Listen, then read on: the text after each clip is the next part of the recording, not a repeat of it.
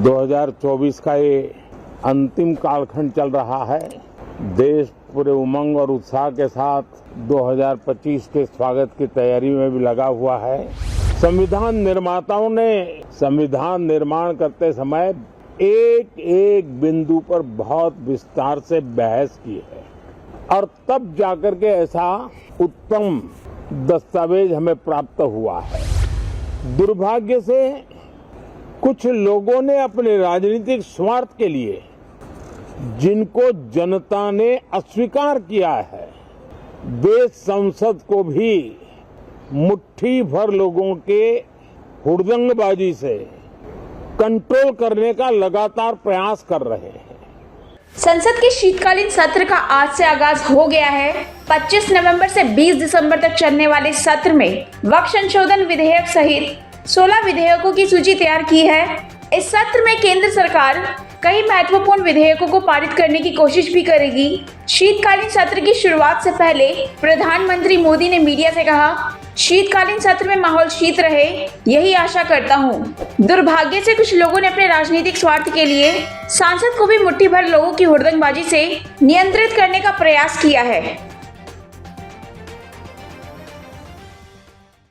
शीतकालीन सत्र है और माहौल भी शीत ही रहेगा। 2024 का ये अंतिम कालखंड चल रहा है। देश पूरे उमंग और उत्साह के साथ 2025 के स्वागत की तैयारी में भी लगा हुआ है।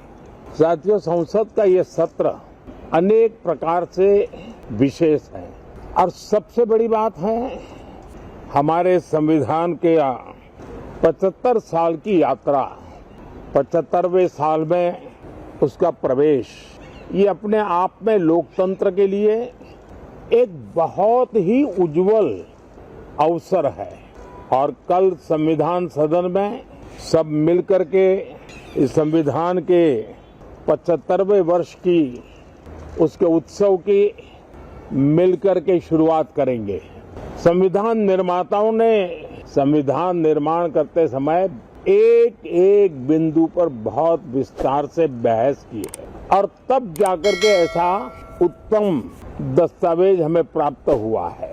पार्लियामेंट में स्वस्थ चर्चा हो, ज्यादा से ज्यादा लोग चर्चा में अपना योगदान दें। दुर्भाग्य से कुछ लोगों ने अपने राजनीतिक स्वार्थ के लिए, जिनको जनता ने अस्वीकार किया है, वे संसद को भी मुट्ठी भर लोगों के हुड़दंगबाजी से कंट्रोल करने का लगातार प्रयास कर रहे हैं। उनका अपना मकसद तो संसद की गतिविधि को रोकने से ज्यादा सफल नहीं होता है और देश की जनता उनके सारे व्यवहारों को काउंट करती है और जब समय आता है तो सजा भी देती है। लेकिन सबसे ज्यादा पीड़ा की बात यह है कि जो नए सांसद होते हैं, नए विचार, नई ऊर्जा लेकर के आते हैं और ये किसी एक दल में नहीं, सभी दल में आते हैं, उनके अधिकारों को कुछ लोग दबोच देते हैं।